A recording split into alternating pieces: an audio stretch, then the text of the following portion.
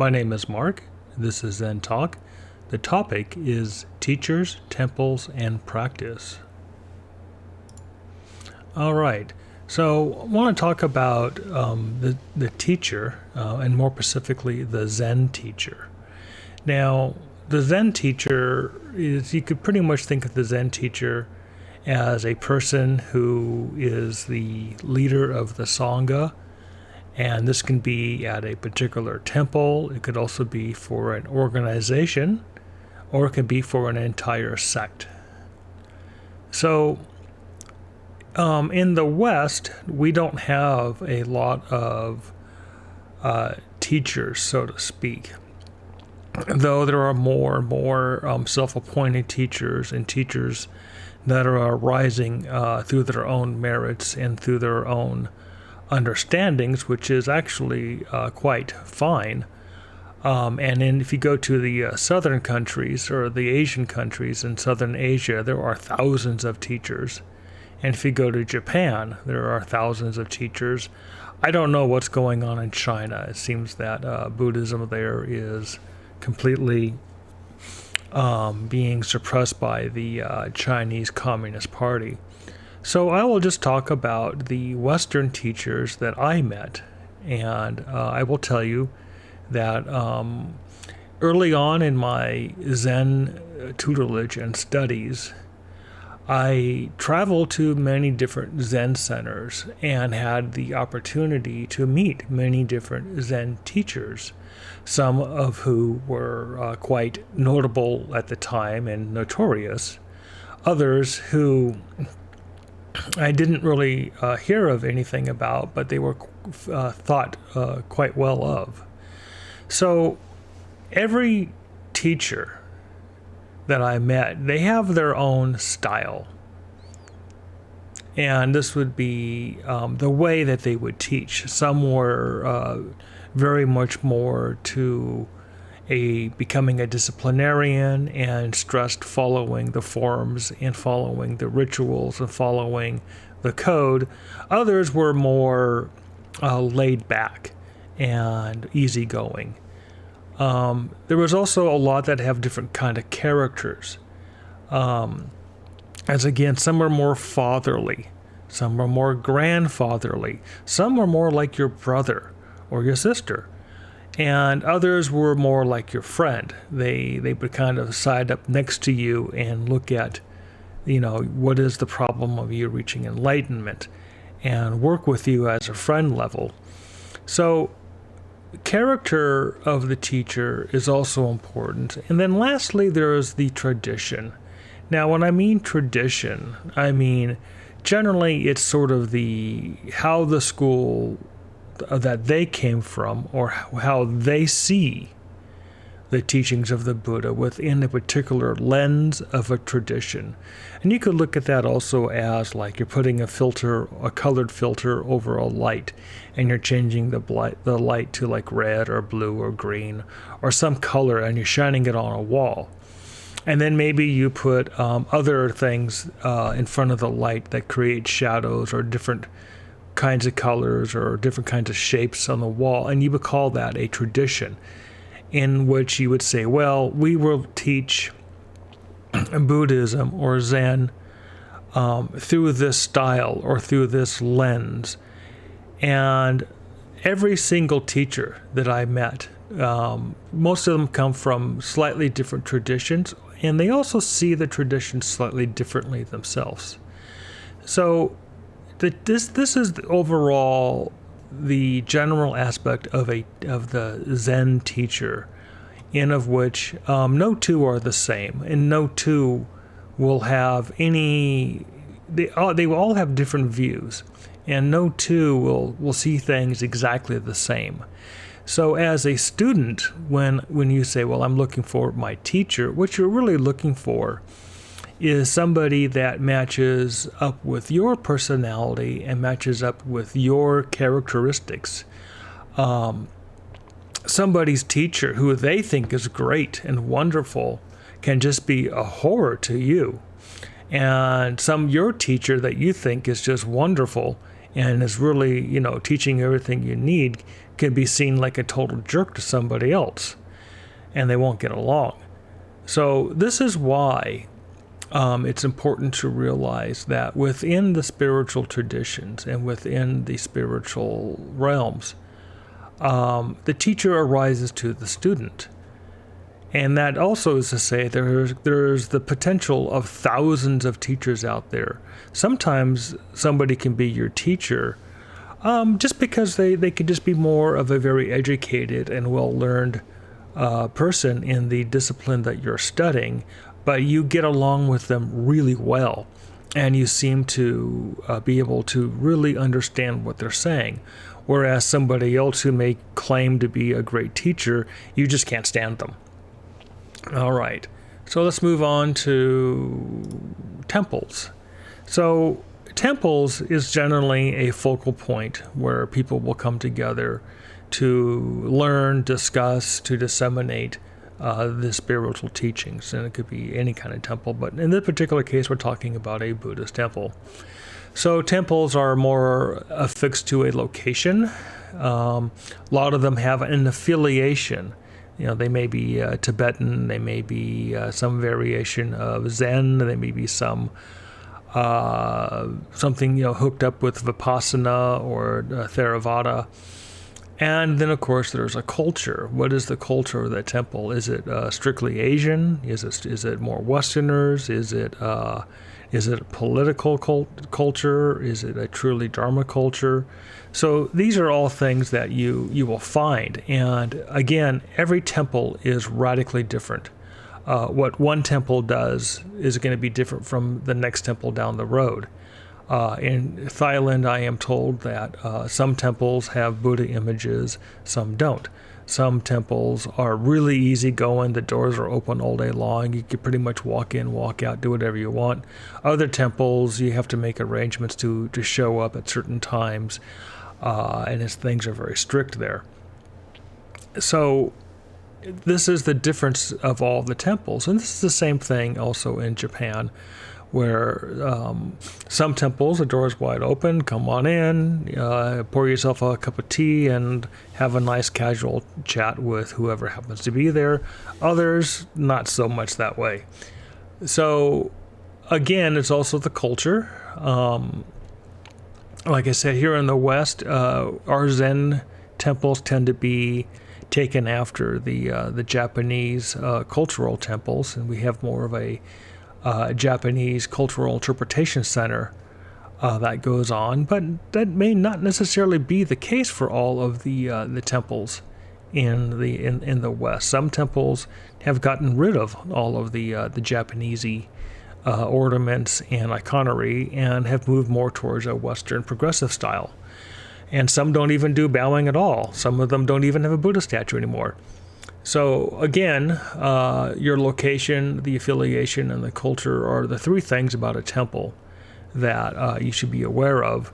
And again, not all temples are the same. And if one temple doesn't really do it for you, find another temple. And practice. So practice can be defined in many different ways, and what people think practice is can greatly vary. So there can have you can have different styles of practice, and this can be anything. I'm just going to kind of use practice in a more generic sense, and that would be to do something until it becomes second nature, or it becomes natural, or it becomes intuitive. So again, the style of practice, is it an easygoing place, where it's sort of a drop-in, do meditation at your own time and place, or is it more hardcore? They have scheduled times and locations for meditation, and they expect you to be there. So what is the style of their practice? That's a big one. What is the tradition? And again, this would be more of the school or the lineage, as they would call them as well. Is it more Tibetan? Is it more Indian? Is it more Theravada? Is it more Japanese? Or is it just an amalgamation of all of that? Or is it just something that kind of has been created upon its own which I've been hearing about within the Zen centers, is that they're not necessarily following any Asian tradition. They're just sort of doing their own thing, which is wonderful. So the tradition of the center, the tradition of the teacher, and will definitely be the tradition of the practice that you can find yourself in. Again, these traditions or these lineages are, it's a school. It would be like going to, Yale versus Stanford, or going to Harvard versus Cambridge, or going to, Berkeley rather than LA. It's different lineages would be different schools. So sometimes one lineage or one tradition really works well for a person, sometimes it doesn't. Again, these are things that you have to decide upon your own. And lastly, there's the interpretation of practice. You will find that every teacher and every temple will have different interpretations of what the practice is, how to practice it, and how the temple is going to view it as a Sangha body. So this is basically what I wanted to talk about, is the teachers, the temples, and the practice, and really make it clear to everybody that by no means have I ever been saying that there's only one teacher, or there's only one practice, or there's only one temple.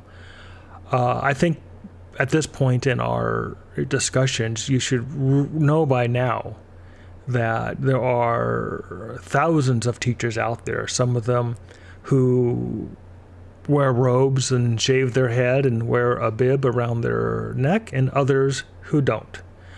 There are many lineages out there. Some of them are prestigious and come from moneyed and historical backings, others not so much. In my own tradition, which I call Dark Zen, it was just something that kind of developed on its own based upon the understandings and the interpretations of myself and my own teacher. And we created our own lineage. That's what happened. And it's not to say it's good or bad, or right or wrong, or authentic or inauthentic. It's just our own lineage. And honestly, every teacher that you study under is within their own lineage. They become their own lineage. Now, you may learn from them, and they may say, well, we have this particular style of doing things, which would be the culture or the tradition. But still, it's the interpretations of that teacher, their style and personality, that you are learning from.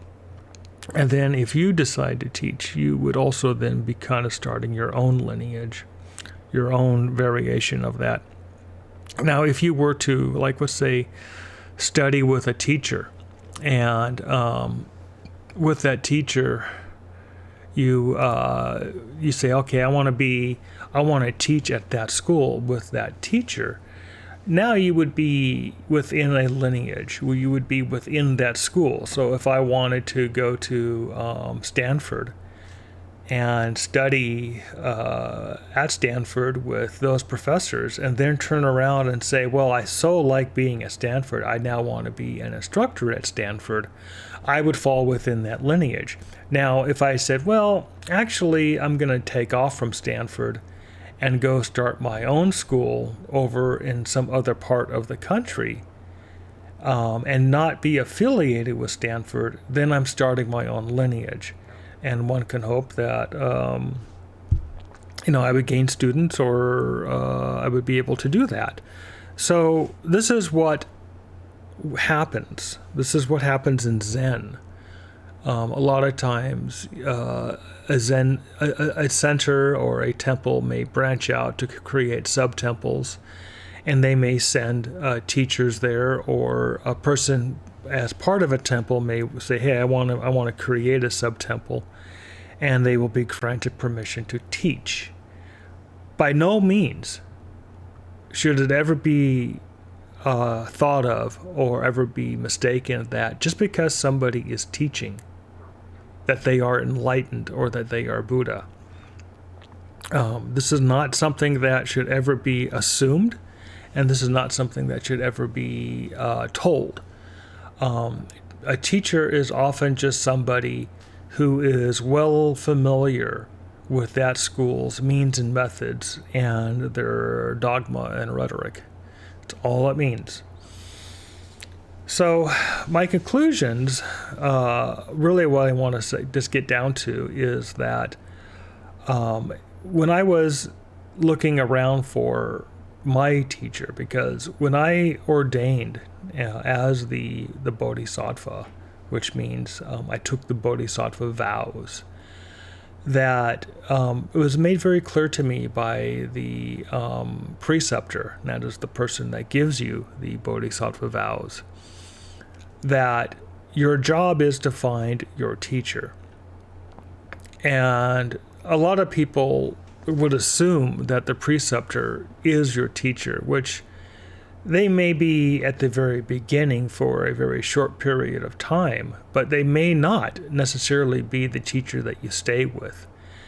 And my teacher, I think my preceptor, early on realized that whereas he could probably teach me a few things and get me started, that he ultimately was not my teacher. And he made that very clear to me in our one-on-one meetings, that he was not my teacher. And the other co-teachers there were pretty much clear that I needed to travel around and experience other teachers. So I did that. I would go to different Zen centers and listen to different teachers speak. And I've sat with a number of sanghas, a number of teachers, only to find that the sangha, or the Zen center, or the Dharma center as we call it, was not to my style. It was not to what I was looking for. It didn't meet my personality.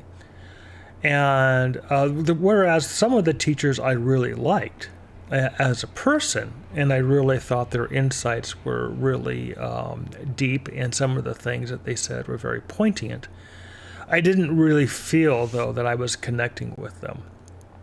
So I moved on. I even went and listened to the Tibetans for a while, and found that what they had to say very interesting, but also realized that within the Tibetan system, it was a closed loop. They speak, you listen, and that was the end of that, unless you're, unless they bring you into the royalty as a recognized reincarnate. That wasn't going to happen. And I think a lot of people who actually end up going to the Tibetan centers are kind of hoping that, one of the teachers will look out and they will say, aha, you there, you're the one I was waiting for. That doesn't happen. And honestly, people who go to the Zen centers, I think, kind of hope for the same thing, that, the teacher will stand up from their seat and walk over to them and say, aha, my true disciple has arrived, and you're the one I was waiting for, and reach down and pick you and elevate you to the lofty levels of Zen mastery. Complete fiction. Doesn't happen. Never will. Get over it.